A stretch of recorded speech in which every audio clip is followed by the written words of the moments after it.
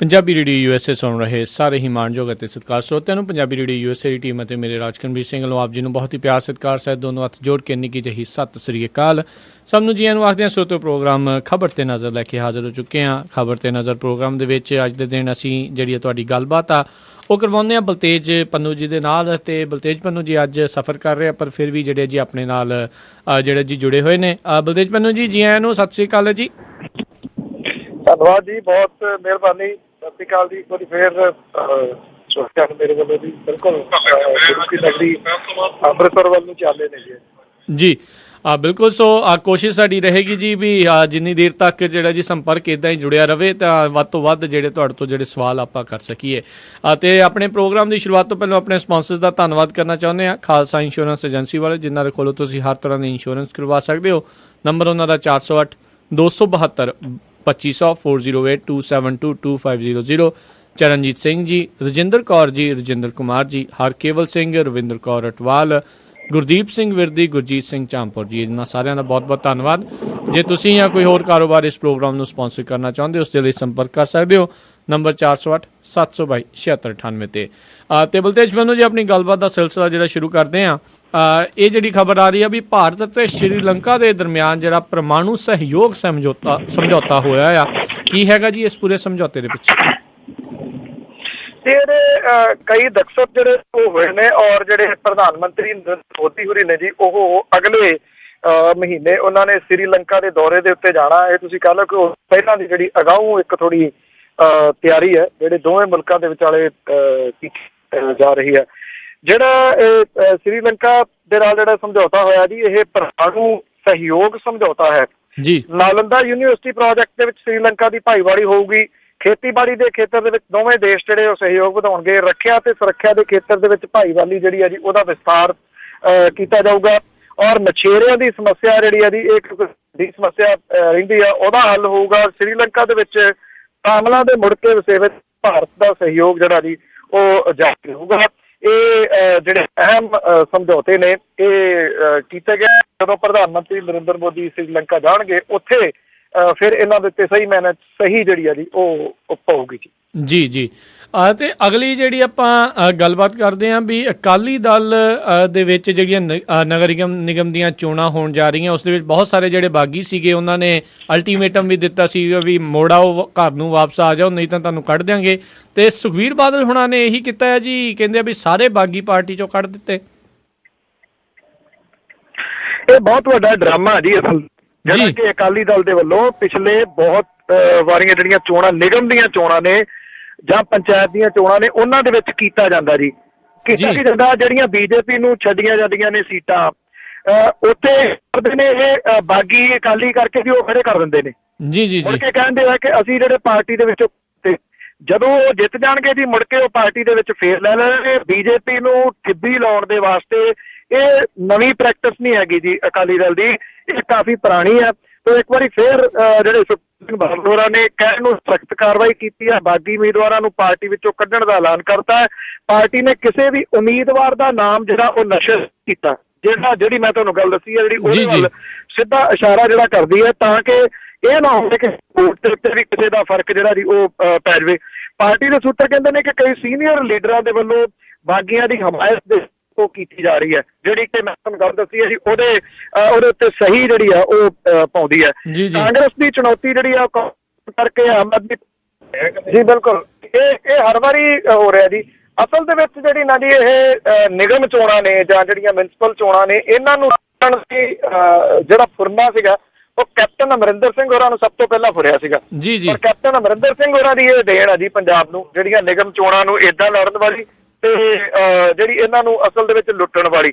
ਇਸ ਵਾਰੀ ਤਾਂ ਕੁਝ ਕੰਮ ਜ਼ਿਆਦਾ ਹੀ ਹੋਇਆ, ਜਿਵੇਂ ਗੁਰੂ ਹਰਸਾਏ ਦੇ ਵਿੱਚ ਤਾਂ ਇਹ ਹੋਇਆ ਜੀ, ਉੱਥੇ ਜਿਹੜਾ ਦਫ਼ਤਰ SDM ਦਾ ਉਹਦੇ ਉੱਤੇ ਹੀ ਕਬਜ਼ਾ ਕਰ ਲਿਆ ਅਕਾਲੀ ਦਲ ਵਾਲਿਆਂ ਨੇ। ਉਨੀ ਦੇਰ ਤੱਕ ਕਬਜ਼ਾ ਕਰੀ ਰੱਖਿਆ ਜਿੰਨੀ ਦੇਰ ਤੱਕ ਦਫ਼ਤਰ ਦੇ ਬੰਦ ਹੋਣ ਦਾ ਸਮਾਂ ਨਹੀਂ ਹੋ ਗਿਆ। ਭਾਵ ਕਿ ਵਿਰੋਧੀਆਂ ਨੂੰ ਕਾਗਜ਼ ਹੀ ਦਾਖਲ ਨਹੀਂ ਕਰਨ ਦਿੱਤੇ, ਨਾ 9 ਮਣ ਤੇਲ ਹੋਵੇ, ਨਾ ਜਿਹੜੀ ਉਹਦੀ ਉਹ ਰਾਹ ਦਾ ਨੱਚੇ। ਜਦੋਂ ਕਾਗਜ਼ ਹੀ ਹੈ ਨਹੀਂ, ਹੁਣ ਕੀ ਕੀਤਾ ਜੀ, ਉੱਥੇ ਐਲਾਨ ਕਰ ਦਿੱਤੇ ਜੀ, ਲਓ ਜੀ ਇਹ ਬਿਨਾਂ ਮੁਕਾਬਲਾ ਜਿਹੜੇ ਉਹ ਜਿੱਤ ਗਏ ਨੇ। ਬਿਨਾਂ ਮੁਕਾਬਲਾ ਆਪੇ ਜਿੱਤਨੇ ਸੀਗੇ ਜੀ, ਜਦੋਂ ਕਿਸੇ ਨੂੰ ਪਰਚਾ ਹੀ ਜਿਹੜਾ ਉਹ ਦਾਖਲ ਨਹੀਂ ਕਰਨ ਦਿੱਤਾ। ਇਹ ਕਹਿਣ ਨੂੰ ਇਹ ਲੋਕਤੰਤਰ ਤਾਂ ਇਹ ਹੈ ਨਹੀਂ ਗਾ ਜੀ, ਡੈਮੋਕ੍ਰੇਸੀ ਤਾਂ ਨਹੀਂ ਇਹਨੂੰ ਕਿਹਾ ਜਾ ਸਕਦਾ, ਡਾਂਗੋਕ੍ਰੇਸੀ ਆ ਜਿਹੜੀ ਵਰਤੀ ਜਾ ਰਹੀ ਹੈ।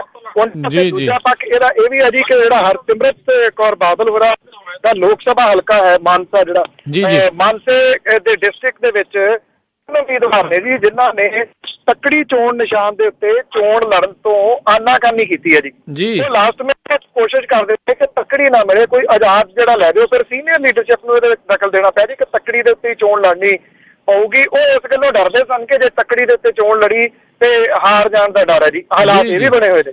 ਜੀ ਅਤੇ ਨਾਲ ਹੀ ਇਹ ਵੀ ਗੱਲ ਕਰਦੇ ਹਾਂ ਵੀ ਕੁਲਵੰਤ ਸਿੰਘ ਜਿਨ੍ਹਾਂ ਨੇ ਕੁਛ ਚਿਰ ਪਹਿਲਾਂ ਜਿਹੜੀ ਆ MP ਦੀ ਚੋਣ ਵੀ ਲੜੀ ਸੀ, ਉਹਨਾਂ ਨੂੰ ਵੀ ਕਿਹਾ ਜਾ ਰਿਹਾ ਉਹਨਾਂ ਨੂੰ ਪਹਿਲਾਂ ਰਲਾਇਆ ਸੀਗਾ ਅਕਾਲੀ ਦਲ ਚੋਣ, ਉਹਨਾਂ ਨੂੰ ਕੱਢ ਦਿੱਤਾ। ਇਹ ਸਿੰਘ ਨੇ ਜੀ ਜਨਤਾ ਪ੍ਰਮੋਟਰ ਲੈਣ ਵਾਲੇ ਜਿਹੜੇ JPL ਵਾਲੇ ਜੀ ਉਹਨਾਂ ਦੇ ਜੀ ਇਹਨਾਂ ਨੇ ਫਤਿਹਗੜ੍ਹ ਸਾਹਿਬ ਤੋਂ ਚੋਣ ਲੜੀ ਸੀ। ਕਰੋੜਪਤੀ ਨੇ ਇਸੇ ਕਰਕੇ ਹੀ ਪਾਰਟੀ ਦੇ ਵਿੱਚ ਆਏ ਸੀਗੇ। ਉਂਝ ਪਾਰਟੀ ਨੂੰ ਦੇਣ ਤਾਂ ਹੈ ਨਹੀਂ ਕਿ ਉਹਨਾਂ ਦੀ ਕੋਈ, ਕਰੋੜਪਤੀ ਹੋਣ ਕਰਕੇ ਪਾਰਟੀ 'ਚ ਆਏ ਸੀਗੇ। ਇੱਥੋਂ ਆਮ ਆਦਮੀ ਪਾਰਟੀ ਦੇ ਹਰਿੰਦਰ ਸਿੰਘ ਖਾਲਸਾ ਹੋਰਾਂ ਤੋਂ ਉਹ ਚੋਣ ਹਾਰ ਗਏ ਸਨ ਜੀ। ਉਹਨਾਂ ਨੇ ਇੱਕ ਵੱਖਰਾ ਜਿਹੜਾ ਜੀ ਧੜਾ ਬਣਾ ਕੇ ਮਿਊਨਿਸਪੈਲਿਟੀ ਦੀਆਂ ਚੋਣਾਂ ਦੇ ਵਿੱਚ ਜਿਹੜੇ ਉਹ ਲੜ ਰਹੇ ਨੇ ਤੇ ਇਹਦੀ ਸ਼ਿਕਾਇਤ ਜਿਹੜੀ ਆ ਜੀ ਉਹ ਜਿਹੜੀ ਪੰਜਾਬ ਦੀ ਰਾਜਨੀਤੀ ਦੇ ਵਿੱਚ ਭੰਡ ਸਿਆਸਤਦਾਨ ਵਜੋਂ ਜਾਣੇ ਜਾਂਦੇ ਬਲਵੰਤ ਸਿੰਘ ਰਾਮੂਵਾਲੀਆ ਹੋਰਾਂ ਨੇ ਕੀਤੀ ਸੀਗੀ ਤੇ ਜਿਹਦੇ ਕਰਕੇ ਉਹਨਾਂ ਦੀ ਸ਼ਿਕਾਇਤ ਦੇ ਉੱਤੇ ਕੁਲਵੰਤ ਸਿੰਘ ਨੂੰ ਜਿਹੜਾ ਜੀ ਉਹ ਅਕਾਲੀ ਦਲ ਨੇ 6 ਸਾਲ ਦੇ ਵਾਸਤੇ ਕੱਢ ਦਿੱਤਾ ਜੀ। ਸ਼ਾਇਦ ਅਕਾਲੀ ਦਲ ਸੋਚਦਾ ਜੀ ਹੁਣ 1.5 ਸਾਲ ਪੌਣੇ 2 ਸਾਲ ਰਹਿ ਗਿਆ, ਉਹਦੇ ਦੌਰਾਨ ਮੇਰਾ ਖਿਆਲ ਕਰੋੜਪਤੀਆਂ ਦੀ ਲੋੜ ਜਿਹੜੀ ਉਹ ਘੱਟ ਪੈਣੀ ਹੈ। ਗਾਂ ਕਿਤੇ ਦਾ ਲੱਗਦਾ ਦਿਸਦਾ ਹੋਇਆ ਤੇ ਇਹ ਕੁਲਵੰਤ ਸਿੰਘ ਹੋਰੀ ਫੇਰ ਜਿਹੜੇ ਜੀ ਉਹ ਆ ਜਾਣਗੇ। ਸੋ ਦੂਜਾ ਪੱਖ ਇਹਦਾ ਇਹ ਵੀ ਹੋ ਸਕਦਾ ਜੀ ਜਿਹੜੇ ਮੈਂ ਤੁਹਾਨੂੰ ਪਹਿਲੇ 'ਚ ਦੱਸਿਆ ਜੀ ਕਿ ਹੋ ਸਕਦਾ ਜਦੋਂ ਉਹਨਾਂ ਦਾ ਧੜਾ ਜੇ ਜਿੱਤ ਦਾ ਦਿਸਿਆ ਤਾਂ ਵਾਪਸ ਜਿਹੜਾ ਉਹਨੂੰ ਲੈ ਲੈਣਗੇ। ਇਹ ਕੋਈ ਪੱਕੀ ਮੋਹਰ ਤਾਂ ਹੁੰਦੀ ਨਹੀਂ ਜੀ ਵੀ 6 ਸਾਲ ਹੀ ਕੱਢਿਆ ਤੇ 6 ਸਾਲ ਲੈਣਾ ਹੀ ਨਹੀਂ ਗਾ। ਜੀ ਬਿਲਕੁਲ ਜੀ ਬਿਲਕੁਲ, ਇਹੀ ਤਾਂ ਜਿਹੜੀ ਜੀ ਸਭ ਤੋਂ ਵੱਡੀ ਸਿਆਸਤ ਆ। ਤੇ ਅਗਲੀ ਗੱਲ ਕਰਦੇ, ਕੇਂਦਰ ਦੀ ਸਰਕਾਰ ਨੇ ਪੰਜਾਬ ਪੁਲਿਸ ਨੂੰ ਕਹਿੰਦੇ ਕੁਛ 100 ਕਰੋੜ ਦੀ ਗ੍ਰਾਂਟ ਦਿੱਤੀ ਸੀ, ਉਸ ਦੀ ਜਿਹੜੀ ਆ ਜੀ ਪੂਰਾ ਹਿਸਾਬ ਕਿਤਾਬ ਮੰਗ ਲਿਆ। ਵੈਸੇ ਇਹ ਆਪਣੇ ਆਪ ਦੇ ਵਿੱਚ ਗੱਲ ਤਾਂ ਅਜੀਬ ਲੱਗਦੀ ਹੈ ਜੀ ਕਿ ਪੁਲਿਸ ਨੂੰ ਕੋਈ ਪੁੱਛੇ ਪੈਸੇ ਦਾ ਹਿਸਾਬ ਕਿਤਾਬ, ਉਹ ਵੀ ਪੰਜਾਬ ਪੁਲਿਸ ਨੂੰ। ਗੱਲ ਅਜੀਬ ਆ ਜੀ, ਪਰ ਗੱਲ ਹੋ ਰਹੀ ਹੈ ਜੀ। ਇਹ ਗੱਲ ਜਿਹੜੀ ਸੈਂਟਰ ਦੀ ਸਰਕਾਰ ਦੇ ਵੱਲੋਂ ਪਿਛਲੀ ਸਰਕਾਰ ਦੇ ਦੌਰਾਨ, ਭਾਵ ਕਿ ਜਿਹੜੀ ਕਾਂਗਰਸ ਦੀ ਸਰਕਾਰ ਸੀਗੀ ਜੀ ਡਾਕਟਰ ਮਨਮੋਹਨ ਸਿੰਘ ਹੋਰਾਂ ਵਾਲੀ, ਉਦੋਂ ਆਇਆ ਸੀਗਾ ਜੀ ਇਹ ਪੈਸਾ। ਹੁਣ ਤਾਂ ਆਇਆ ਨੀਗਾ ਜੀ, ਹੁਣ ਤਾਂ ਜਿਹੜਾ ਜੀ ਉਹ ਪੈਸਿਆਂ ਦਾ ਵੀ ਹਿਸਾਬ ਕਿਤਾਬ ਜਿਹੜਾ ਜੀ ਉਹ ਮੰਗਣ ਲੱਗ ਪਏ ਜੀ। ਕੇਂਦਰ ਨੇ ਕੀਤੇ ਗਏ ਜਿਹੜੇ ਕੰਮ ਨੇ ਉਹਨਾਂ ਦਾ ਵੇਰਵਾ ਮੰਗਿਆ ਜੀ ਔਰ ਇਹ ਕਿਹਾ ਜੀ ਕਿ ਪੂਰੀ ਉਹਦੀ ਡਿਟੇਲ ਜਿਹੜੀ ਆ ਦੱਸੀ ਜਾਵੇ। ਇਹ ਪ੍ਰਸ਼ਾਸਨਿਕ ਸੁਧਾਰਾਂ ਤੇ ਪੁਲਿਸ ਜਿਹੜੀ ਹੈ ਜੀ ਉਹਨੂੰ ਆਧੁਨਿਕ ਬਣਾਉਣ ਦੇ ਵਾਸਤੇ ਇਹ ਫੰਡ ਆਇਆ ਸੀਗਾ। ਉਹਨੂੰ ਹਾਈਟੈਕ ਜਿਹੜਾ ਜੀ ਉਹ ਕਿਵੇਂ ਕਰਨਾ ਪੁਲਿਸ ਨੂੰ। ਹੁਣ ਹਾਈਟੈਕ ਤਾਂ ਜਿਹੜੀ ਉਹ ਪੁਲਿਸ ਹੋਈ ਨਹੀਂ, ਕਿਉਂਕਿ ਇੱਥੇ ਤਾਂ ਅਜੇ ਵੀ ਜਿਹੜਾ ਪਤਾ ਮਾਰਦੇ ਉਹਦੇ ਉੱਤੇ ਲਿਖਿਆ ਦੁੱਧ ਪੀਲਾ ਬਾਲਮਾ। ਹਾਈਟੈਕ ਹੋਇਆ ਹੋਵੇ ਤਾਂ ਉਹਦੇ ਉੱਤੇ ਹਨੀ ਸਿੰਘ ਦਾ ਗਾਣਾ ਹੋਵੇ, ਜਾਂ ਫਿਰ ਜਿਹੜਾ ਜੀ ਪਤਾ ਜਾਂ ਜਿਹੜਾ ਘੋਸ਼ਣਾ ਹੈ ਜੀ ਉਹ ਕਿਸੇ ਨਵੀਂ ਤਕਨੀਕ ਦਾ ਹੋਵੇ। ਉਹ ਪੁਰਾਣੀ ਨੇ, ਆਧੁਨਿਕ ਹੋਈ ਨੀ ਗੀ। ਤੇ ਪੰਜਾਬ ਪੁਲਿਸ ਨੂੰ ਇਹ ਹੁਣ ਪੁੱਛ ਲਿਆ ਗਿਆ ਜੀ ਹਿਸਾਬ ਕਿਤਾਬ ਜਿਹੜਾ ਜੀ, ਤੇ ਪੰਜਾਬ ਪੁਲਿਸ ਦਾ ਸਟਾਈਲ ਤਾਂ ਤੁਹਾਨੂੰ ਪਤਾ ਹੀ ਹੈ ਜੀ। ਹੋ ਸਕਦਾ ਉਹ ਵੀ ਜਵਾਬ ਵੀ ਉਸ ਸਟਾਈਲ ਦੇ ਵਿੱਚ ਦੇਵੇ ਵੀ ਪੁੱਛਦੇ ਹੋ ਸਾਨੂੰ ਹਿਸਾਬ ਕਿਤਾਬ ਪੰਜਾਬ ਆਉਣਾ ਕਿ ਨਹੀਂ ਮੁੜ ਕੇ ਤੁਸੀਂ ਤੇ ਜੇ ਪ੍ਰਕਾਸ਼ ਸਿੰਘ ਬਾਦਲ ਉਹਨਾਂ ਨੂੰ ਪੁੱਛੂਗਾ ਵੀ ਪੰਜਾਬ ਪੁਲਿਸ ਨੂੰ ਏਦਾਂ ਪੈਸਾ ਮਿਲਿਆ ਸੀ ਤੇ ਕੀ ਉਹਨਾਂ ਦਾ ਜਵਾਬ ਹੋ ਸਕਦਾ ਉੱਥੇ? ਉਹ ਜਵਾਬ ਦੇ ਵਿੱਚ ਬਾਦਲ ਸਾਹਿਬ ਤਾਂ ਇਹੀ ਕਹਿਣਗੇ ਵੀ ਪੰਜਾਬ ਪੁਲਿਸ ਵੀ ਹੈਗੀ ਹੈ ਜੀ, ਮੈਨੂੰ ਨਹੀਂ ਪਤਾ ਕੋਈ। ਜੀ ਤੇ ਅਗਲੀ ਜਿਹੜੀ ਆਪਾਂ ਗੱਲ ਕਰਦੇ ਹਾਂ ਵੀ 5 ਸਾਲਾਂ ਦੀ ਜਿਹੜੀ ਛੁੱਟੀ ਮਿਲਦੀ ਹੁੰਦੀ ਸੀ ਉਸ ਦੀ ਸਹੂਲਤ ਪੂਰਨ ਤੌਰ ਤੇ ਖਤਮ। ਇਹ ਮਾਮਲਾ ਨਾ ਜੀ ਕਾਫੀ ਦੇਰ ਤੋਂ ਚੱਲਦਾ। ਇੱਕ ਤਾਂ ਜਿਹੜੇ ਟੀਚਰ ਨੇ ਜੀ ਉਹਨਾਂ ਦੇ ਮਾਮਲੇ ਦੇ ਵਿੱਚ ਔਰ ਡਾਕਟਰਾਂ ਦੇ ਮਾਮਲੇ ਦੇ ਵਿੱਚ ਤਕਰੀਬਨ ਹਰੇਕ ਮਹਿਕਮੇ ਦੇ ਵਿੱਚ ਜਿਹੜੀ ਆ ਜੀ ਉਹ 5 ਸਾਲ ਦੀ ਮਿਲਦੀ ਆ। ਪਰ ਇਹਨਾਂ 2 ਮਹਿਕਮਿਆਂ ਨੇ ਕੁਝ ਜ਼ਿਆਦਾ ਲਾਹਾ। ਇਹਨਾਂ ਦੇ ਵਿੱਚੋਂ ਬਹੁਤੇ ਜਿਹੜੇ ਨੇ ਉਹ ਸੈਟਲ ਹੋ ਗਏ ਨੇ ਜੀ ਵਿਦੇਸ਼ਾਂ ਦੇ ਵਿੱਚ ਜਾ ਕੇ, ਜਾਂ ਕੁਝ ਇੱਕ ਨੇ ਆਪਣੇ ਬਿਜ਼ਨਸ ਜਿਹੜੇ ਖੋਲ ਲਏ ਨੇ। ਉਹਦੇ ਨਾਲ ਹੋਇਆ ਕੀ ਜੀ, ਮੰਨ ਲਓ ਜਿਹੜੀ ਟੀਚਰ ਦੀ ਗੱਲ ਹੈ, ਟੀਚਰ ਦੀਆਂ ਜਿਹੜੀਆਂ ਅਸਾਮੀਆਂ ਸੀ ਉਹ ਭਰੀਆਂ ਨਹੀਂ ਜਾ ਸਕਦੀਆਂ ਕਿਉਂਕਿ ਉਹ ਛੁੱਟੀ ਦੇ ਉੱਤੇ ਗਏ ਹੋਏ ਨੇ। ਇਹ ਬਿਨਾਂ ਜਿਹੜੀ ਪੇ ਤੋਂ ਛੁੱਟੀ ਸੀਗੀ, ਉਹਦੇ ਨਾਲ ਜਿਹੜਾ ਫਰਕ ਤਾਂ ਸ਼ੁਰੂ ਹੋ ਗਿਆ। ਔਰ ਡਾਕਟਰਾਂ ਦੇ ਉੱਤੇ ਵੀ ਇਹਦਾ ਜਿਹੜਾ ਜੀ ਡਾਕਟਰਾਂ ਦੇ ਮਹਿਕਮੇ ਤੇ ਅਸਰ ਪੈਣਾ ਸ਼ੁਰੂ ਹੋਇਆ। ਹਸਪੀਟਲਾਂ ਦੇ ਵਿੱਚ ਡਾਕਟਰ ਲੱਭਦੇ ਨਹੀਂ ਗਏ, ਡਾਕਟਰ ਜਿਹੜੇ ਨੇ ਉਹ ਲੰਬੀ ਛੁੱਟੀ ਦੇ ਉੱਤੇ ਗਏ ਨੇ। ਹੁਣ ਸਰਕਾਰ ਨੇ ਇਹ ਜਿਹੜੀ ਸਹੂਲਤ ਹੈ ਜੀ ਉਹ ਖਤਮ ਕਰ ਦਿੱਤੀ ਆ। ਅੱਗੋਂ ਕਿਸੇ ਨੂੰ ਜਿਹੜੀ ਆ ਜੀ 5 ਸਾਲ ਦੀ ਲੰਬੀ ਛੁੱਟੀ ਜਿਹੜੀ ਆ ਉਹ ਮਿਲੂਗੀ।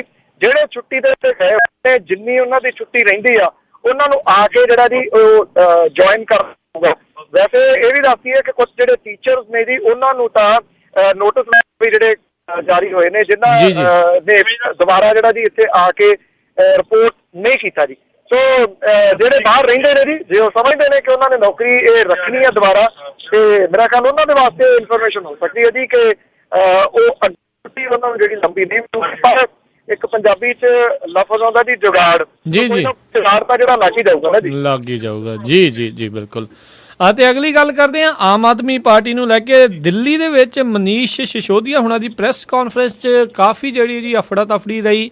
ਖਬਰਾਂ ਆ ਰਹੀਆਂ ਸੀ ਵੀ ਪ੍ਰੈਸ ਨੂੰ ਜਿਹੜੀ ਹੈ ਜੀ ਅੱਗੇ ਆਉਣ ਦੀ ਜਿਹੜੀ ਹੈ ਉਹ ਨਹੀਂ ਆਉਣ ਦਿੱਤਾ ਜਾਊਗਾ, ਉੱਤੇ ਰੋਕ ਲਾ ਦਿੱਤੀ ਗਈ। ਪੂਰੀ ਖਬਰ ਕੀ ਹੈ ਜੀ? ਐਕਚੁਅਲੀ ਇਹ ਹੈ ਜੀ ਕਿ ਸਰਕਾਰ ਬਦਲੀ ਹੈ ਤੇ ਸਰਕਾਰ ਨੇ ਇਹ ਕੀਤਾ ਜੀ। ਪਿਛਲੀ ਵਾਰੀ ਵੀ ਜਦੋਂ 49 ਦਿਨ ਦੀ ਸਰਕਾਰ ਆਈ ਸੀ ਉਦੋਂ ਵੀ ਉਹਨਾਂ ਨੇ ਇਹ ਕਿਹਾ ਸੀਗਾ ਕਿ ਸਾਨੂੰ ਪਤਾ ਜੀ ਜਿਹੜਾ ਪੱਤਰਕਾਰ ਭਾਈਚਾਰਾ ਵੀ ਹੈ ਜੀ ਉਹਦੇ ਵਿੱਚ ਵੀ ਬਲੈਕ ਸ਼ੀਪਸ ਬਹੁਤ ਹੁੰਦੀਆਂ ਨੇ। ਜਿਹੜਾ ਪ੍ਰੈਸ ਵਾਲਾ ਉਹ ਵੀ ਪ੍ਰੈਸ ਦੀ ਆਈਡੀ ਬਣਾਈ ਫਿਰਦਾ ਨਾ ਜੀ। ਤੇ ਉਹਨਾਂ ਨੇ ਜਿਹੜਾ ਹੈ ਜੀ ਇਹ ਕੀਤਾ ਇਸ ਮਾਮਲੇ ਦੇ ਵਿੱਚ ਆਈਡੀਜ਼ ਜਿਹੜੀਆਂ ਨੇ ਦੁਬਾਰਾ ਬਣ ਗਈਆਂ। ਜਿਹੜੇ ਕੁਝ ਰਿਸਟ੍ਰਿਕਟਡ ਏਰੀਆਜ਼ ਨੇ ਜਿੱਥੇ ਮੀਟਿੰਗਸ ਵਗੈਰਾ ਹੁੰਦੀਆਂ ਨੇ, ਕਿਉਂਕਿ ਉਹ ਲੋਕਾਂ ਨੂੰ ਬਾਹਰ ਨਾ ਪਤਾ ਲੱਗਦਾ, ਬਹੁਤ ਸਾਰੀਆਂ ਚੀਜ਼ਾਂ ਹੁੰਦੀਆਂ ਨੇ ਸਰਕਾਰਾਂ ਜਿਹੜੀਆਂ ਜੀ ਕੁਝ ਅੰਦਰ ਕਰਨੀਆਂ ਚਾਹੁੰਦੀਆਂ ਨੇ, ਉਹ ਰਿਸਟ੍ਰਿਕਟਡ ਏਰੀਆ ਦੇ ਵਿੱਚ ਸਾਰੇ ਪੱਤਰਕਾਰਾਂ ਦਾ ਹਾਲ ਦੀ ਘੜੀ ਇਸ ਕਰਕੇ ਰੋਕਿਆ ਗਿਆ ਕਿ ਨਵੀਆਂ ਆਈਡੀਜ਼ ਜਿਹੜੀਆਂ ਨੇ ਉਹ ਇਸ਼ੂ ਹੋਣ ਤੱਕ ਉੱਥੇ ਨਹੀਂ ਜਾਇਆ ਜਾ ਸਕੂਗਾ। ਜਿਹੜਾ ਉਹਨਾਂ ਨੇ ਬਰੀਫਿੰਗ ਕਰਨ ਦੇ ਵਾਸਤੇ ਇੱਕ ਏਰੀਆ ਬਣਾਇਆ ਉਸ ਜਗ੍ਹਾ ਦੇ ਉੱਤੇ ਜਿਹੜਾ ਦੀ ਪਰਮਿਸ਼ਨ ਹੋਊਗੀ ਕਿ ਕੋਈ ਵੀ ਆ ਕੇ ਉੱਥੇ ਜਿਹੜੀ ਪ੍ਰੈਸ ਕਾਨਫਰੰਸ ਆ ਉਹਨੂੰ ਸੰਬੋਧਨ ਕਰੂਗਾ।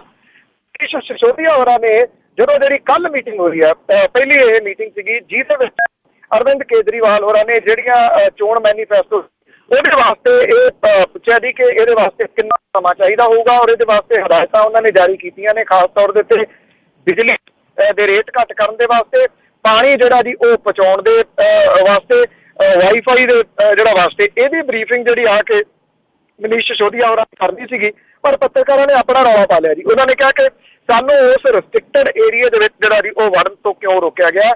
ਦੇਖੋ ਬੇਸ਼ੱਕ ਮੈਂ ਵੀ ਉਸ ਕਿਸੇ ਦੇ ਨਾਲ ਸੰਬੰਧਿਤ ਹਾਂ, ਪਰ ਜਿਹੜੇ ਰੂਲ ਰੈਗੂਲੇਸ਼ਨ ਹੁੰਦੇ ਨੇ ਨਾ ਵੀ ਉਹਨਾਂ ਨੂੰ ਕ੍ਰੋਸ ਨਹੀਂ ਕੀਤਾ ਜਾ ਸਕਦਾ। ਵੀਡੀਓ ਕੈਮਰਾ ਹੀ ਰਹੇ ਤਾਂ ਠੀਕ ਹੈ, ਜੇ ਇਹਨੂੰ ਇੱਕ ਵਾਂਗੂ ਵਰਤੋਗੇ ਨਾ ਜੀ ਫਿਰ ਖਤਰਨਾਕ ਹੈ। ਫਿਰ ਤੁਸੀਂ ਇਹ ਕਹ ਲਓ ਕਿ ਫਿਰ ਉਹ ਬਲੈਕਮੇਲਿੰਗ ਹੈ। ਕੁਝ ਚੀਜ਼ਾਂ ਦੀ ਜਿਹੜੀ ਆ ਉਹ ਰਿਸਪੈਕਟ ਕਰਨੀ ਚਾਹੀਦੀ ਹੈ। ਜੇ ਤਾਂ ਉਹ ਕੋਈ ਜਵਾਬ ਦੇਣ ਤੋਂ ਨਾ ਕਰਦੇ ਹੋਣ ਫੇਰ ਗੱਲ ਹੋ ਰਿਹਾ। ਉਹਨਾਂ ਨੇ ਕਿਸੇ ਨੂੰ ਰੋਕਿਆ ਨੀਗਾ। ਆਈਡੀਜ਼ ਜਿਹੜੀਆਂ ਨੇ ਉਹ ਦੁਬਾਰਾ ਬਣਨੀਆਂ ਨੇ। ਇਹਨੂੰ ਪ੍ਰੋਜੈਕਟ ਦਾ ਕੀਤਾ ਜਾ ਰਿਹਾ ਜੀ ਕਿ ਬਦਲੇ ਇੱਥੇ ਸਰਕਾਰ ਨਜ਼ਰ ਆਤੀ ਹੈ ਕਿ ਉੱਥੇ ਤਾਂ ਜੀ ਮੀਡੀਆ ਦੇ ਦਾਖਲੇ ਤੇ ਪਾਬੰਦੀ ਜਿਹੜੀ ਲਾਤੀ ਗਈ ਹੈ। ਮੀਡੀਆ ਦੇ ਦਾਖਲੇ ਦੇ ਉੱਤੇ ਪਾਬੰਦੀ ਨਹੀਂ ਹੈ ਜੀ ਇਹ ਕਿਹਾ ਗਿਆ ਜੀ ਕਿ ਆਈਡੀਜ਼ ਜਿਹੜੀਆਂ ਨੇ ਉਹ ਇੱਕ ਦਿਨ ਦੇ ਵਿੱਚ ਦੁਬਾਰਾ ਬਣ ਜਾਣਗੀਆਂ। ਇਹਦਾ ਪਿੱਛੇ ਸਿਕਿਉਰਿਟੀ ਰੀਜ਼ਨ ਵੀ ਕੁਝ ਜਿਹੜੇ ਉਹ ਦੱਸੇ ਗਏ ਨੇ। ਇਹ ਗੱਲ ਦਰੁਸਤ ਹੈ ਨਾ ਜੀ, ਹੋਣਾ ਚਾਹੀਦਾ ਇਹਦੇ ਵਿੱਚ। ਜੇ ਕਿਸੇ ਨੇ ਗਲਤ ਆਈਡੀ ਬਣਾਈ ਤਾਂ ਉਹਦੀ ਕੈਂਸਲ ਹੋਣੀ ਚਾਹੀਦੀ ਹੈ। ਜੀ ਜੀ ਬਿਲਕੁਲ। ਤੇ ਅਗਲੀ ਗੱਲ ਕਰਦੇ ਆ ਵੀ ਆਮ ਆਦਮੀ ਪਾਰਟੀ ਨੇ ਹੁਣ ਲਿਖਤੀ ਰੂਪ ਚ ਕਿਹਾ ਵੀ ਉਹ ਨਗਰ ਨਿਗਮ ਦੀਆਂ ਚੋਣਾਂ ਆ ਉਹ ਨਹੀਂ ਲੜਨਗੇ, ਤੇ ਕਾਫੀ ਜਿਹੜੀਆਂ ਦੂਜੀਆਂ ਪਾਰਟੀਆਂ ਉਹਨਾਂ ਨੂੰ ਇਸ ਦੇ ਨਾਲ ਸੁੱਖ ਦਾ ਸਾਹ ਮਿਲਿਆ। ਬਿਲਕੁਲ ਜੀ, ਜਿਹੜੇ ਡਿਸਟ੍ਰਿਕਟ ਦੇ ਬਣਾਏ ਹੋਏ ਨੇ ਜੀ ਪ੍ਰਧਾਨ, ਉਹਨਾਂ ਨੂੰ ਲਿਖਤੀ ਰੂਪ ਦੇ ਵਿੱਚ ਹੁਣ ਇਹ ਹਦਾਇਤਾਂ ਜਿਹੜੀਆਂ ਜੀ ਉਹ ਆ ਗਈਆਂ ਨੇ ਕਿ ਆਮ ਆਦਮੀ ਪਾਰਟੀ ਜਿਹੜੀ ਆ ਜੀ ਉਹ ਇਹਨਾਂ ਨਗਰ ਤੇ ਕੌਂਸਲ ਦੀਆਂ ਚੋਣਾਂ ਦੇ ਵਿੱਚ ਹਿੱਸਾ ਜਿਹੜਾ ਉਹ ਨਹੀਂ ਲਏਗੀ। ਔਰ ਜਿਹੜੇ ਪ੍ਰਧਾਨ ਨੇ ਉਹਨਾਂ ਨੂੰ ਇਹ ਵੀ ਹਦਾਇਤ ਜਾਰੀ ਕੀਤੀ ਗਈ ਹੈ ਜੀ ਕਿ ਪਾਰਟੀ ਜਿਹੜਾ ਜੀ ਉਹਨੂੰ ਨਾ ਰੋਕਿਆ ਜਾਵੇ ਕਿਸੇ ਵੀ ਜਗ੍ਹਾ ਦੇ ਉੱਤੇ। ਪਾਰਟੀ ਨੇ ਸ਼ਾਇਦ ਇਸ ਕਰਕੇ ਰੋਕਿਆ ਜੀ ਕਿ ਪਾਰਟੀ ਕੋਲੇ ਅਜੇ ਪ੍ਰੋਪਰ ਜਿਹੜਾ ਢਾਂਚਾ ਨਹੀਂ ਹੈਗਾ, ਜਿਹਦੇ ਕਰਕੇ ਇਹਨਾਂ ਚੋਣਾਂ ਦੇ ਦੌਰਾਨ ਬਗਾਵਤ ਹੋਣ ਦਾ ਖਤਰਾ ਵੀ ਜਿਹੜਾ ਉਹ ਹੋ ਸਕਦਾ ਸੀਗਾ। ਕਿਉਂਕਿ ਦਿੱਲੀ ਦੇ ਵਿੱਚ ਇੱਕਦਮ ਮਿਲੀ ਜਿਹੜੀ ਵੱਡੀ ਜਿੱਤ ਹੈ ਜੀ, ਉਸ ਤੋਂ ਬਾਅਦ ਮੇਰਾ ਖਿਆਲ ਹਰ ਇੱਕ ਨੇ ਚਾਹਣਾ ਸੀਗਾ ਕਿ ਮੈਨੂੰ ਵੀ ਟਿਕਟ ਮਿਲੇ, ਤੇ ਉਹਦੀ ਵਜ੍ਹਾ ਕਰਕੇ ਇਹ ਜਿਹੜਾ ਜੀ ਰੋਕਿਆ ਗਿਆ। ਦੇਖੋ ਹੁਣ ਧੂਰੀ ਵਾਲੀ ਵਿਧਾਨ ਸਭਾ ਦੇ ਬਾਰੇ ਕੀ ਕਰਦੇ ਨੇ ਬਾਈ ਇਲੈਕਸ਼ਨ ਦੇ ਵਾਸਤੇ, ਜਾਂ 2017 ਦੇ ਉੱਤੇ ਹੀ ਟੇਕ ਜਿਹੜੀ ਆ ਉਹ ਰੱਖਦੇ ਨੇ। ਇਹ ਅਜੇ ਦੱਸ ਰਹੇ ਸੀ ਤੁਹਾਨੂੰ ਕਿ ਜਿਹੜੇ ਆਮ ਆਦਮੀ ਪਾਰਟੀ ਦੇ ਵੱਲੋਂ ਜਿਹੜੀਆਂ ਹਦਾਇਤਾਂ ਨੇ ਉਹ ਲਿਖਤੀ ਰੂਪ ਦੇ ਵਿੱਚ ਹੁਣ ਜਾਰੀ ਕੀਤੀਆਂ ਗਈਆਂ ਨੇ। ਜਿਹੜੀਆਂ ਦੂਜੀਆਂ ਪਾਰਟੀਆਂ ਨੇ ਕਾਂਗਰਸ ਤੇ ਅਕਾਲੀ BJP ਖਾਸ ਤੌਰ ਦੇ ਉੱਤੇ, ਉਹਨਾਂ ਦੇ ਸੁੱਖ ਦਾ ਸਾਹ ਆਇਆ ਜੀ ਕਿਉਂਕਿ ਦਿੱਲੀ ਦੀ ਕਾਮਯਾਬੀ ਤੋਂ ਬਾਅਦ ਉਹਨਾਂ ਨੂੰ ਲੱਗਦਾ ਸੀਗਾ ਕਿ ਜੇ ਉਹ ਇੱਧਰ ਉਹ ਆ ਗਏ ਤਾਂ ਇੱਕ ਵੱਡੀ ਮੁਸ਼ਕਲ ਜਿਹੜੀ ਆ ਉਹ ਬਣ ਸਕਦੀ ਹੈ। ਕੱਲ ਸੁੱਚਾ ਸਿੰਘ ਛੋਟੇਪੁਰ ਹੋਰਾਂ ਦਾ ਇੱਕ ਬਿਆਨ ਲੱਗਿਆ ਸੀਗਾ ਇੱਕ ਅੰਗਰੇਜ਼ੀ ਦੀ ਵੱਡੀ ਅਖਬਾਰ ਦੇ ਵਿੱਚ, ਉਹ ਬੜਾ ਹੈਰਾਨੀਜਨਕ ਬਿਆਨ ਸੀਗਾ ਥੋੜਾ ਜਿਹਾ। ਸੁੱਚਾ ਸਿੰਘ ਛੋਟੇਪੁਰ ਹੋਰਾਂ ਨੇ ਉਹਦੇ ਵਿੱਚ ਉਹ ਕਹਿੰਦੇ ਜੀ ਇਹ ਤਾਂ ਅਸੀਂ ਜਾਣ ਬੁੱਝ ਕੇ ਇਹ ਜਿਹੜੀਆਂ ਚੋਣਾਂ ਨੇ ਇਹਨਾਂ ਨੂੰ ਅਸੀਂ ਡਿਲੇ ਕੀਤਾ, ਭਾਵ ਕਿ ਕੈਂਸਲ ਜਿਹੜਾ ਕੀਤਾ ਕਿ ਅਸੀਂ ਨਹੀਂ ਲੜਨੀਆਂ। ਉਹ ਕਹਿੰਦੇ ਇੱਕ ਸਟ੍ਰੈਟਜੀ ਦੇ ਤਹਿਤ ਅਸੀਂ ਇਹ ਚੋਣਾਂ ਨਹੀਂ ਲੜੀਆਂ ਔਰ ਉਹ ਸਾਡੀ ਜਿਹੜੀ ਸਟ੍ਰੈਟਜੀ ਬੜੀ ਕਾਮਯਾਬ ਹੋਈ ਆ। ਇਸੇ ਕਰਕੇ ਅਕਾਲੀ ਦਲ ਤੇ ਬੀਜੇਪੀ ਵਾਲੇ ਜਿਹੜੇ ਉਹ ਆਪਸ ਦੇ ਵਿੱਚ ਲੜੀ ਜਾਂਦੇ ਨੇ। ਕਹਿੰਦੇ ਜੇ ਅਸੀਂ ਚੋਣਾਂ ਲੜੀਆਂ ਹੁੰਦੀਆਂ ਤੇ ਇਹਨਾਂ ਦੋਨਾਂ ਨੇ ਇਕੱਠੇ ਹੋ ਜਾਣਾ ਸੀਗਾ ਤੇ ਫਿਰ ਜਿਹੜੀ ਫਾਈਟ ਬਣ ਜਾਣੀ ਸੀ। ਉਹ ਕਹਿੰਦੇ ਇਹ ਸਾਡਾ ਜਿਹੜਾ ਨੁਕਤਾ ਬੜਾ ਕੰਮ ਆਇਆ। ਸੋ ਪਤਾ ਨਹੀਂ ਹੁਣ ਸੁੱਚਾ ਸਿੰਘ ਛੋਟੇਪੁਰ ਹੋਰਾਂ ਦੀ ਕਿਤੇ ਜਿਹੜੀ ਸਲਾਹ ਦੇ ਉੱਤੇ ਪਾਰਟੀ 2017 ਦੇ ਵਿੱਚ ਵੀ ਇਹੀ ਨੁਕਤਾ ਨਾ ਬਣਾ ਲੇ ਜੀ ਜੀ ਜੀ ਜੀ। ਤੇ ਅਗਲੀ ਜਿਹੜੀ ਆਪਾਂ ਗੱਲ ਕਰਦੇ ਹਾਂ ਵੀ ਇਹ ਖਬਰਾਂ ਮਿਲ ਰਹੀਆਂ ਵੀ ਕੁਝ ਪੰਥਕ ਜਥੇਬੰਦੀਆਂ ਆ ਉਹ ਮਿਲੀਆਂ ਨੇ ਪ੍ਰਕਾਸ਼ ਬਾਦਲ ਹੋਣਾ ਨੂੰ ਬੰਦੀ ਸਿੱਖਾਂ ਦੀ ਰਿਹਾਈ ਲਈ। ਜਿਹੜੇ ਗੁਰਬਖਸ਼ ਸਿੰਘ ਖਾਲਸਾ ਹੋਰਾਂ ਨੇ ਜਿਹੜੀ ਭੁੱਖ ਹੜਤਾਲ ਰੱਖੀ ਸੀ, ਛੱਡਤੀ, ਜੋ ਵੀ ਉਹ ਡਰਾਮਾ ਹੋਇਆ ਸਾਰਿਆਂ ਨੂੰ ਪਤਾ ਹੀ ਹੈ ਜੀ। ਇਹ ਜਿਹੜੀਆਂ ਜਥੇਬੰਦੀਆਂ ਨੇ ਜੀ ਉਹਨਾਂ ਨੇ ਜਿਹੜੀ ਕੱਲ ਮੁਲਾਕਾਤ ਕੀਤੀ ਹੈ ਮੰਤਰੀ ਪ੍ਰਕਾਸ਼ ਸਿੰਘ ਬਾਦਲ ਹੋਰਾਂ ਦੇ ਨਾਲ। ਉਹਨਾਂ ਤੋਂ ਇਹ ਕਿਹਾ ਜੀ ਕਿ ਇਹ ਸਾਨੂੰ ਇਹਦੇ ਵਾਸਤੇ ਤੁਸੀਂ ਜਿਹੜੀ ਕੋਸ਼ਿਸ਼ ਆ ਉਹ ਕਰੋ। ਮੁੱਖ ਮੰਤਰੀ ਪ੍ਰਕਾਸ਼ ਸਿੰਘ ਬਾਦਲ ਹੋਰਾਂ ਨੇ ਕਿਹਾ ਕਿ ਉਹਨਾਂ ਦੀਆਂ ਕੋਸ਼ਿਸ਼ਾਂ ਜਿਹੜੀਆਂ ਜਾਰੀ ਨੇ। ਇਹ ਸੈਂਟਰ ਦੇ ਜਿਹੜਾ ਜੀ ਹੱਥ ਦੇ ਵਿੱਚ ਆ, ਉਹਨਾਂ ਨੇ ਕਿਹਾ ਕਿ ਸੈਂਟਰ ਨਾਲ ਮੁਲਾਕਾਤ ਕਰਾਂਗੇ। ਪਰ ਇਹਦੇ ਉੱਤੇ ਮੈਂ 2 ਟੈਕਨੀਕਲ ਪੁਆਇੰਟ ਜਿਹੜੇ ਜੀ ਤੁਹਾਨੂੰ ਜ਼ਰੂਰ ਦੱਸਣਾ ਚਾਹੀਦਾ ਵਿਦ ਪ੍ਰੂਫ ਜਿਹੜੇ ਨੇ ਜੀ। ਇੱਕ ਤਾਂ ਬਲਜਿੰਦਰ ਸਿੰਘ ਕੋਟਭਾਰਾ ਨੇ ਜੀ, ਸਾਡੇ ਪੱਤਰਕਾਰ ਭਾਈਚਾਰੇ ਦੇ ਵਿੱਚੋਂ ਨੇ, ਵਧੀਆ ਕੰਮ ਉਹ ਕਰ ਰਹੇ ਨੇ। ਉਹਨਾਂ ਨੇ ਬਾਦਲਾਂ ਦੀਆਂ ਬੱਸਾਂ ਦੇ ਵਿੱਚ ਜਿਹੜੇ ਬੇਹੂਦਾ ਕਿਸਮ ਦੇ ਗਾਣੇ ਲਾਉਂਦੇ ਆ ਨਾ ਜੀ, ਉਸ ਮਾਮਲੇ ਦੇ ਵਿੱਚ ਚੰਗੀ ਨੱਥ ਪਾਈ ਹੋਈ ਹੈ ਜੀ। ਉਹਨਾਂ ਨੇ ਰਾਈਟ ਟੂ ਇਨਫੋਰਮੇਸ਼ਨ ਐਕਟ ਦੇ ਤਹਿਤ ਇਨਫੋਰਮੇਸ਼ਨ ਜਿਹੜੀ ਦਿਖਾਈ ਆ। ਪਤਾ ਨਹੀਂ ਇਹ ਵੱਡੀ ਖਬਰ ਕਿਉਂ ਨਹੀਂ ਬਣਨੀ ਚਾਹੀਦੀ ਸੀਗੀ ਜੀ। ਉਸ ਜਿਹੜੀ ਚਿੱਠੀ ਆ ਜੀ ਉਹਦੇ ਵਿੱਚ ਇਹ ਗੱਲ ਬੜੀ ਕਲੀਅਰ ਲਿਖੀ ਹੋਈ ਆ ਕਿ ਪ੍ਰਕਾਸ਼ ਸਿੰਘ ਬਾਦਲ ਹੋਰਾਂ ਨੇ ਕੋਈ ਚਿੱਠੀ ਗ੍ਰਹਿ ਮੰਤਰਾਲੇ ਨੂੰ ਕੋਈ ਚਿੱਠੀ ਜਿਹੜੀ ਆ ਜੀ ਉਹ ਸੈਂਟਰ ਦੀ ਸਰਕਾਰ ਨੂੰ ਨਹੀਂ ਲਿਖੀ ਇਹਨਾਂ ਬੰਦੀ ਜਿਹੜੇ ਸਿੱਖ ਕੈਦੀ ਨੇ ਉਹਨਾਂ ਦੀ ਰਿਹਾਈ ਦੇ ਵਾਸਤੇ ਕੋਈ ਵੀ ਨਹੀਂ ਲਿਖੀ ਜੀ। ਔਰ ਜਿਹੜੀ ਕਿ ਜਦੋਂ ਗੁਰਬਖਸ਼ ਸਿੰਘ ਹੋਰੀ ਭੁੱਖ ਹੜਤਾਲ ਤੇ ਬੈਠੇ ਸੀ ਉਹ ਉਦੋਂ ਕਹਿੰਦੇ ਸੀ ਮੈਂ ਤਾਂ ਜੀ ਚਿੱਠੀ ਲਿਖਤੀ ਹੈ ਗ੍ਰਹਿ ਮੰਤਰਾਲੇ ਨੂੰ ਤੇ ਬਸ ਉਹਦਾ ਇੰਤਜ਼ਾਰ ਹੈ ਕਿ ਉਹ ਕੀ ਇਹਦਾ ਜਵਾਬ ਦਿੰਦੇ ਨੇ। ਹੁਣ ਰਾਈਟ ਟੂ ਇਨਫੋਰਮੇਸ਼ਨ ਐਕਟ ਦੇ ਤਹਿਤ ਦਿੱਤੀ ਗਈ ਜਾਣਕਾਰੀ ਜਿਹੜੀ ਉਹ ਦੱਸਦੀ ਹੈ ਉਹਨਾਂ ਨੇ ਚਿੱਠੀ ਨਹੀਂ ਲਿਖੀ। ਇੱਕ ਦੂਜਾ ਪੱਖ ਜਿਹੜਾ ਇਹਦਾ ਮੈਂ ਦੱਸਣਾ ਚਾਹੁੰਦਾ ਜੀ, ਮੈਂ ਤੁਹਾਨੂੰ ਜ਼ਰੂਰ ਭੇਜੂਗਾ, ਮੇਰੇ ਕੋਲ ਉਹ ਆ ਗਈ ਆ। ਭਗਵੰਤ ਮਾਨ ਹੋਰਾਂ ਨੇ ਪਾਰਲੀਮੈਂਟ ਦੇ ਵਿੱਚ ਜਦੋਂ ਗੁਰਬਖਸ਼ ਸਿੰਘ ਹੋਰੀ ਭੁੱਖ ਹੜਤਾਲ ਤੇ ਬੈਠੇ ਸੀ ਇਹ ਮੁੱਦਾ ਚੁੱਕਿਆ ਸੀ। ਉਹਦੇ ਵਿੱਚ ਬੜਾ ਫਾਈਨ ਪ੍ਰਿੰਟ ਦੇ ਵਿੱਚ ਜਿਹੜਾ ਜੀ ਲਿਖਿਆ ਹੋਇਆ ਕਿ ਇਹ ਜਿਹੜਾ ਕੈਦੀਆਂ ਦੀ ਰਿਹਾਈ ਦਾ ਮਸਲਾ ਜਿਹੜਾ ਜੀ ਉਹ ਸੂਬਿਆਂ ਦੇ ਅਖਤਿਆਰ ਜਾਂ ਸੈਂਟਰ ਦੇ ਅਖਤਿਆਰ ਦੇ ਵਿੱਚ ਨਹੀਂ ਜੀ। ਲਿਖਿਆ ਕਿ ਸੂਬਾ ਜਿਹੜਾ ਜੀ ਉਹ ਚਾਹੇ ਤਾਂ ਇਹਨਾਂ ਦੀ ਜਿਹੜੀ ਰਿਹਾਈ ਜਿਨ੍ਹਾਂ ਦੀ ਕੈਦ ਪੂਰੀ ਹੋ ਚੁੱਕੀ ਆ ਉਹ ਹੋ ਸਕਦੀ ਹੈ ਜੀ। ਇਹ ਮੈਂਬਰ ਪਾਰਲੀਮੈਂਟ ਦੇ ਜਿਹੜਾ ਕਹਿੰਦਾ ਪਾਰਲੀਮੈਂਟ ਦੇ ਲੈਟਰ ਹੈਡ ਦੇ ਉੱਤੇ ਕੀਤੀ ਗਈ ਇਨਫੋਰਮੇਸ਼ਨ ਆ। ਮੈਂ ਤੁਹਾਡੇ ਤੱਕ ਵੀ ਇਹ ਪਹੁੰਚਾਊਂਗਾ, ਇਹਨੂੰ ਆਪਾਂ ਜਨਤਕ ਕਰਾਂਗੇ ਜੀ ਇੱਕ ਅੱਧੇ ਦਿਨ ਦੇ ਵਿੱਚ। ਇਹ ਵੀ ਕਈ ਪਰਦੇ ਜਿਹੜੇ ਆ ਨਾ ਜੀ ਉਹ ਖੋਲੂਗੀ ਕਿ ਕੀ ਕਹਿੰਦੇ ਨੇ ਪ੍ਰਕਾਸ਼ ਸਿੰਘ ਬਾਦਲ ਹੋਰੀ ਤੇ ਅਸਲ ਕਹਾਣੀ ਕੀ ਹੈ। ਜੀ ਬਿਲਕੁਲ ਜੀ। ਕਹਿਣ ਦੇ ਹੋਰ ਨੇ ਗੱਲਾਂ ਤੇ ਕਰਨ ਵਾਲੀਆਂ ਹੋਰ ਨੇ। ਇਹ ਵੀ ਲੱਗਦਾ ਉਸੇ ਤਰੀਕੇ ਦੇ ਨਾਲ ਗੱਲ ਉਠਾਈ ਗਈ ਸੀ ਜਿੱਦਾਂ ਪਿਛਲੇ ਦਿਨਾਂ 'ਚ ਈਡੀ ਤੋਂ ਇਹ ਗੱਲ ਕਹਾਤੀ ਗਈ ਸੀ, ਇਹ ਗੱਲ ਚਲਾਤੀ ਸੀ ਵੀ ਈਡੀ ਨੇ ਬਰੀ ਕਰਤਾ ਮਜੀਠੀਆ ਹੋਣਾ ਨੂੰ। ਸੋ ਉਸੇ ਤਰੀਕੇ ਦੇ ਨਾਲ ਕੁਝ ਲੱਗ ਰਿਹਾ।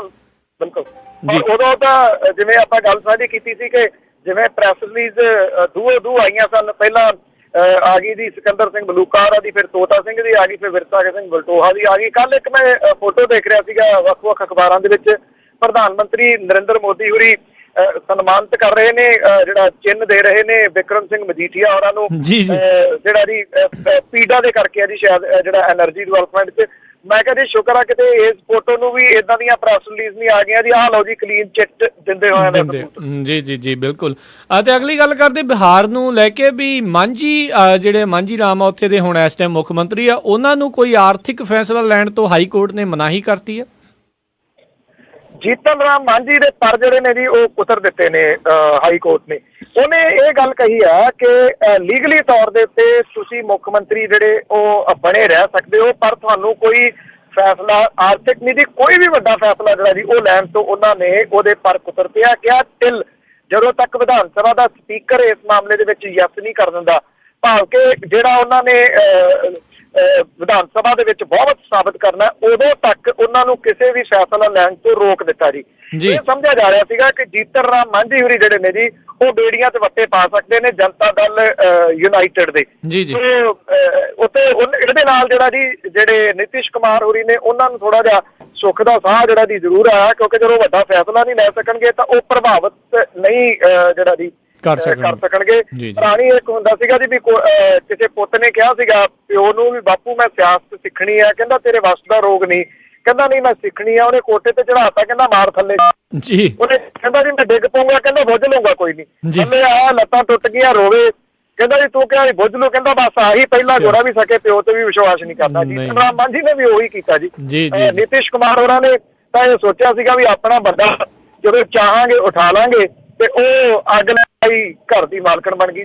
ਜੀ ਬਿਲਕੁਲ। ਅਤੇ ਅਗਲੀ ਇਹ ਵੀ ਜਿਹੜੀਆਂ ਕਿਤੇ ਕਨਸੂਹਾਂ ਸਾਹਮਣੇ ਆ ਰਹੀਆਂ ਵੀ ਜੰਮੂ ਕਸ਼ਮੀਰ ਦੇ ਵਿੱਚ ਸਰਕਾਰ ਦਾ ਗਠਨ ਜਿਹੜਾ ਜੀ ਸ਼ਾਇਦ ਹੋ ਸਕਦਾ ਬਜਟ ਸੈਸ਼ਨ ਤੋਂ ਪਹਿਲਾਂ, ਬਜਟ ਆਉਣ ਤੋਂ ਪਹਿਲਾਂ। ਬਿਲਕੁਲ ਜੀ, ਆਲਮੋਸਟ ਇਹ ਤਾਂ ਜਿਹੜਾ ਚੜ ਗਿਆ ਜੀ ਜਿਹੜਾ ਸਮਝੌਤਾ PDP ਤੇ ਭਾਰਤੀ ਜਨਤਾ ਪਾਰਟੀ ਦੇ ਵਿਚਾਲੇ। PDP ਮੁਖੀ ਜਿਹੜੇ ਮੁਫਤੀ ਮੁਹੰਮਦ ਸਈਦ ਨੇ ਜੀ, ਉਹ ਮੁੱਖ ਮੰਤਰੀ ਬਣ ਜਾ ਰਹੇ ਨੇ ਜੰਮੂ ਕਸ਼ਮੀਰ ਦੇ। ਡਿਪਟੀ ਮੁੱਖ ਮੰਤਰੀ ਜਿਹੜਾ ਜੀ ਉਹ ਭਾਰਤੀ ਜਨਤਾ ਪਾਰਟੀ ਦਾ ਹੋਊਗਾ। ਜਿਹੜੇ ਮੁਫਤੀ ਮੁਹੰਮਦ ਸਈਦ ਹੋਰਾਂ ਦੀ ਜਿਹੜੀ ਮੁਲਾਕਾਤ ਹੈ ਜੀ, ਉਹ 2 ਕੁ ਦਿਨਾਂ ਦੇ ਵਿੱਚ ਪ੍ਰਧਾਨ ਮੰਤਰੀ ਨਰਿੰਦਰ ਮੋਦੀ ਹੋਰਾਂ ਦੇ ਨਾਲ ਹੋਣੀ ਹੈ। ਜਿਹੜੇ ਦੋਵਾਂ ਦੇ ਵਿਚਾਲੇ ਸੌਦਾ ਜਿਹੜਾ ਤੈਅ ਹੋ ਗਿਆ ਹੋਇਆ ਉਹਦੇ ਉੱਤੇ ਸਹੀ ਪੈਣੀ ਹੈ। ਉਦੋਂ ਬਾਅਦ ਜਿਹੜੀ 23 ਤਰੀਕ ਤੋਂ ਪਹਿਲਾਂ ਉਮੀਦ ਹੈ ਜੰਮੂ ਕਸ਼ਮੀਰ ਦੇ ਵਿੱਚ ਜਿਹੜੀ ਨਵੀਂ ਸਰਕਾਰ ਹੈ ਜੀ ਉਹਦਾ ਗਠਨ ਹੋ ਜਾਊਗਾ। ਮੁਫਤੀ ਮੁਹੰਮਦ ਸਈਦ ਹੁਰੀ ਜਿਹੜੇ ਨੇ ਉਹ ਉੱਥੋਂ ਦੇ ਨਵੇਂ ਮੁੱਖ ਮੰਤਰੀ ਹੋਣਗੇ। ਭਾਰਤੀ ਜਨਤਾ ਪਾਰਟੀ ਨੇ ਮੁੱਖ ਮੰਤਰੀ ਦੇ ਅਹੁਦੇ ਦੇ ਉੱਤੇ ਦਾਅਵਾ ਛੱਡ ਦਿੱਤਾ, ਪਰ ਡਿਪਟੀ ਮੁੱਖ ਮੰਤਰੀ ਜਿਹੜਾ ਜੀ ਉਹਨਾਂ ਦਾ ਹੋਊਗਾ।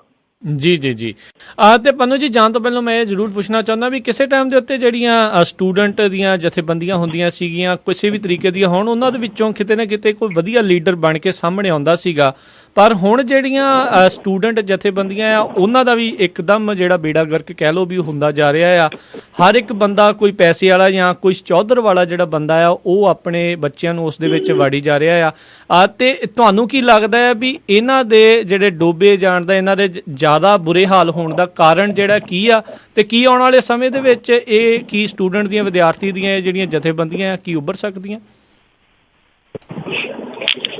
ਉੱਪਰ ਨੂੰ ਤਾਂ ਦੇਖੋ, ਮੈਂ ਕਦੀ ਵੀ ਨਹੀਂ ਸਮਝ ਹੁੰਦਾ ਕਿ ਕੋਈ ਵੀ ਚੀਜ਼ ਜਿਹੜੀ ਨਹੀਂ ਹੋ ਸਕਦੀ, ਕਿਉਂਕਿ ਲੋਕ ਕਹਿੰਦੇ ਸੀ ਇੱਥੇ ਚੇਂਜ ਨਹੀਂ ਆ ਸਕਦੀ। ਮੈਂ ਹਮੇਸ਼ਾ, ਤੁਸੀਂ ਪੁਰਾਣੀਆਂ ਰਿਕਾਰਡਿੰਗ ਕਰਦਾ, ਮੈਂ ਇਹ ਕਿਹਾ ਕਿ ਨਹੀਂ, ਆਸਮਾਨ ਰਹਿਣਾ ਚਾਹੀਦਾ। ਚੇਂਜ ਆਉਂਦਿਆਂ ਵੀ ਪਤਾ ਨਹੀਂ ਲੱਗਦਾ ਹੁੰਦਾ ਚੇਂਜ ਕਦੋਂ ਆ ਜਾਂਦੀ ਹੈ। ਦਿੱਲੀ ਦੇ ਵਿੱਚ ਚੇਂਜ ਜਿਹੜੀ ਲੋਕਾਂ ਨੇ ਲੈ ਆਂਦੀ ਜੀ, ਇਹਦੇ ਉੱਤੇ ਮੈਂ ਸਮਝਦਾ ਜੀ ਕਿ ਥੋੜੀ ਜਿਹੀ ਨਜ਼ਰਸਾਨੀ ਜਾਂ ਥੋੜਾ ਜਿਹਾ ਪਿਛੋਕੜ ਦੇ ਵਿੱਚ ਜਾਣਾ ਪਊਗਾ ਇਹਨੂੰ ਲੱਭਣ ਦੇ ਵਾਸਤੇ ਕਿ ਕੀ ਰੀਜ਼ਨ ਹੋਇਆ। ਆਲ ਇੰਡੀਆ ਸਿੱਖ ਸਟੂਡੈਂਟ ਫੈਡਰੇਸ਼ਨ ਦਾ ਜਿਹੜਾ ਸੀਗਾ ਉਭਾਰ ਜੀ, ਜਦੋਂ ਭਾਈ ਅਮਰੀਕ ਸਿੰਘ ਹੋਰੀ ਇਹਦੇ ਜਿਹੜੇ ਮੁਖੀ ਹੁੰਦੇ ਸੀਗੇ, ਉਹਦਾ ਇੰਨਾ ਆਭਾਰ ਹੋਇਆ ਕਿ ਉਹਦੇ ਵਿੱਚ ਜਿਹੜੀਆਂ ਸਟੂਡੈਂਟ ਆਰਗੇਨਾਈਜੇਸ਼ਨ ਜਿਹੜੀਆਂ ਪੰਜਾਬ ਦੇ ਵਿੱਚ ਵਿਚਰਦੀਆਂ ਸੀ ਉਹ ਸਾਰੀਆਂ ਖਤਮ ਹੋ ਗਈਆਂ। ਭਾਵ ਕਿ ਇੱਕ ਕਿਸਮ ਦੇ ਨਾਲ ਮਾਂਝਾ ਫਿਰ ਗਿਆ ਜੀ ਉਹਨਾਂ ਦੇ ਉੱਤੇ ਮੁਕੰਮਲ ਰੂਪ ਦੇ ਵਿੱਚ ਜੀ। ਅੱਛਾ, ਉਹਦੇ ਫਿਰ ਕੀ ਹੋਇਆ, ਪੰਜਾਬ ਦੇ ਹਾਲਾਤ ਜਿਹੜੇ ਸੀ ਉਹ ਬਦਲੇ। ਸਾਕਾ ਨੀਲਾ ਤਾਰਾ, ਉਦੋਂ ਬਾਅਦ ਆਪਰੇਸ਼ਨ ਵੁੱਡਰੋਜ਼, ਸਾਰਾ ਕੁਝ ਜਿਹੜਾ ਹੋਇਆ ਜੀ, ਉਹਦੇ ਵਿੱਚੋਂ ਆਲ ਇੰਡੀਆ ਸਿੱਖ ਸਟੂਡੈਂਟ ਫੈਡਰੇਸ਼ਨ ਸੀ ਉਹ ਹੋ ਗਈ ਜੀ ਖਤਮ ਆਲਮੋਸਟ।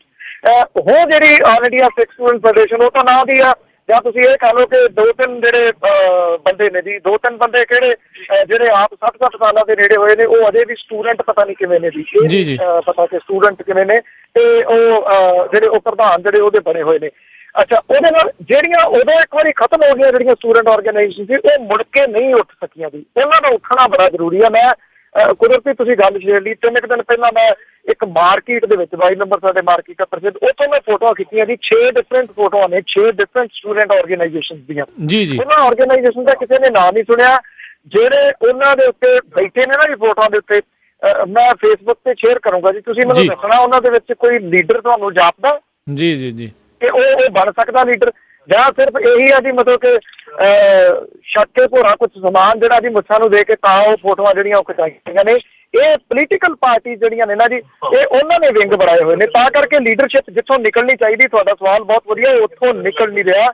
ਇਹ ਕਾਲਜਸ ਦੇ ਵਿੱਚੋਂ, ਯੂਨੀਵਰਸਿਟੀ ਤੋਂ ਜਿੰਨੀ ਦੇਰ ਤੱਕ ਲੀਡਰਸ਼ਿਪ ਨਹੀਂ ਆਉਂਦੀ ਉਨੀ ਦੇਰ ਤੱਕ ਬਹੁਤਾ ਸੁਧਾਰ ਨਹੀਂ ਹੋਣਾ ਜੀ। ਤੇ ਬਹੁਤ ਤੁਹਾਡਾ ਧੰਨਵਾਦ ਕਰਦੇ ਹਾਂ ਬਲਤੇਜ ਪੰਨੂ ਜੀ, ਤੁਸੀਂ ਸਾਡੇ ਨਾਲ ਜੁੜੇ, ਜਿਹੜੇ ਸਵਾਲਾਂ ਦੇ ਜਵਾਬ ਦਿੱਤੇ, ਸਰੋਤਿਆਂ ਦੇ ਸਵਾਲਾਂ ਦੇ ਜਵਾਬ ਵੀ ਦਿੱਤੇ। ਤੇ ਅੱਜ ਦੇ ਜਿਹੜਾ ਜੀ ਪ੍ਰੋਗਰਾਮ ਦਾ ਸਮਾਂ ਹੁਣ ਇੱਥੇ ਹੀ ਸਮਾਪਤ ਆ। ਅਗਲੇ ਬੁਲੇਟਿਨ ਤੱਕ ਲਈ ਤੁਹਾਡੇ ਤੋਂ ਆਪਣੇ ਸਰੋਤਿਆਂ ਤੋਂ ਇਜਾਜ਼ਤ ਮੰਗਦੇ ਹਾਂ। ਬਹੁਤ ਤੁਹਾਡਾ ਧੰਨਵਾਦ ਤੇ ਸਤਿ ਸ਼੍ਰੀ ਅਕਾਲ। ਥੈਂਕ ਯੂ ਜੀ, ਬਹੁਤ ਮਿਹਰਬਾਨੀ। ਤਾਂ ਤੁਸੀਂ ਸੁਣ ਰਹੇ ਸੀ ਪ੍ਰੋਗਰਾਮ ਖਬਰ ਤੇ ਨਜ਼ਰ, ਤੇ ਅੱਜ ਦਾ ਪ੍ਰੋਗਰਾਮ ਹੁਣ ਇੱਥੇ ਹੀ ਸਮਾਪਤ ਹੈ। ਅਗਲੇ ਬੁਲੇਟਿਨ ਤੱਕ ਲਈ ਮੈਨੂੰ ਰਾਜਕਨਵੀਰ ਸਿੰਘ ਨੂੰ ਇਜਾਜ਼ਤ ਦਿਓ। ਮੇਰੇ ਵੱਲੋਂ ਵੀ ਆਪ ਜੀ ਨੂੰ ਬਹੁਤ ਪਿਆਰ ਸਤਿਕਾਰ ਸਹਿਤ ਦੋਨੋਂ ਹੱਥ ਜੋੜ ਕੇ ਨਿੱਘੀ ਜਿਹੀ ਸਤਿ ਸ੍ਰੀ ਅਕਾਲ ਹੈ ਜੀ। ਜਿਉਂਦੇ ਵਸਦੇ ਰਹੋ, ਹੱਸਦੇ ਖੇਲਦੇ ਰਹੋ ਤੇ ਸੁਣਦੇ ਰਹੋ ਪੰਜਾਬੀ ਰੇਡੀਓ USA।